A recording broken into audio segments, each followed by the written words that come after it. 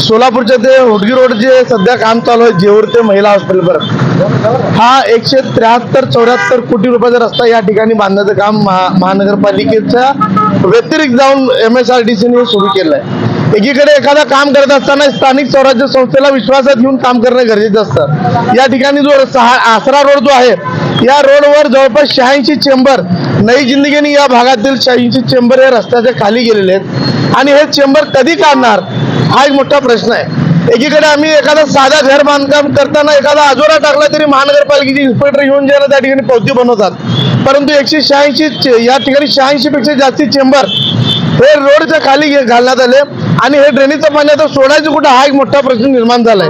एकीकडे भारतीय जनता पार्टी मोठमोठे प्रकल्प आणतो असं सांगितलं जातं, परंतु हे प्रकल्प भारतीय जनता पार्टीच्याच लोकांच्या घशात घातलं जातं। एक मोठा उदाहरण हा रस्ता आहे। सुभाष देशमुख जे दक्षिणचे आमदार आहे त्यांच्या भावाला सदरचा हा ठेका देण्यात आल्याची माहिती मला मिळालेली आहे। एकंदरीत आपण बघितलं की भारतीय जनता पार्टी एकीकडे काम करते असं दाखवते, परंतु तेच काम देणं आपल्या लोकांना कसं देऊन पैसे कमवायचं हा एक वेगळा धंदा भारतीय जनता पार्टीने सुरू केलं, एक वेगळी दुकान सुरू केले हे या माध्यमातून दिसतं। आपण या ठिकाणी बघितलं की हा जो रस्ता आहे आणि या आपला डीमार्टकडे जाणारा रस्ता आहे हे पूर्णपणे जे ना खाली गेलेला आहे आणि हा रस्ता वर आलेला आहे आणि पावसाचं पाणी आला, ड्रेनेजचं पाणी आला तर ते पाणी कुठं सोडायचं हा एक मोठा प्रश्न निर्माण झालाय। मग त्या ठेकेदाराकडे सोडायचं, आमदार सुभाष देशमुखच्या बंगल्यात सोडायचं का महानगरपालिका सोडायचं हा एक मोठा प्रश्न आहे।